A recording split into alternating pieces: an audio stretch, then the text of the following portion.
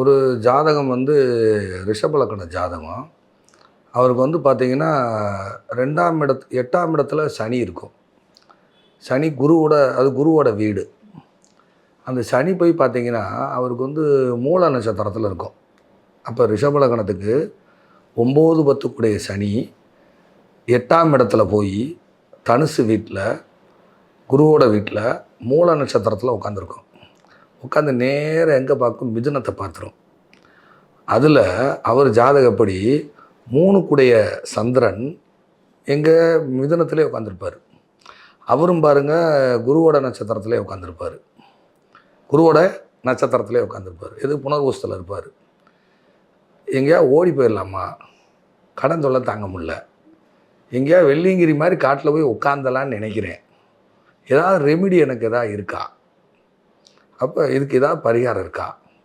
Sir, முன் ஜென்மத்தில் நீங்கள் ஏதாவது ஃபைனான்ஸ் தொழில் பண்ணியிருக்கீங்க, அது பெண் சாபம் வாங்கியிருக்கீங்க. சந்திரன் பெண்மைக்கான கிரகம். பொதுவாக சனி சந்திரன் வந்து கண்ணீர் விட்ட அழுத சாபம்னு அர்த்தம். சனி கஷ்டம், சந்திரன் வந்து கண்ணீர். சரியா? சந்திரன் கண்ணீர், சனி கஷ்டம்.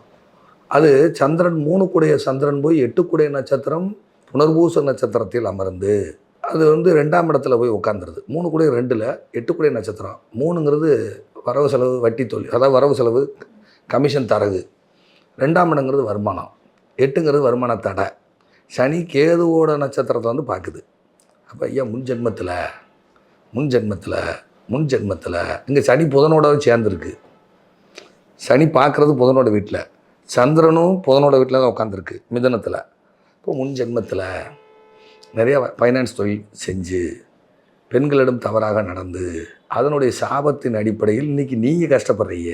பொருளாதார ரீதியான அடி விழுந்து கஷ்டப்படுறீங்க. கண்ணீர் விட்டு நீங்கள் அழுகிறீங்க.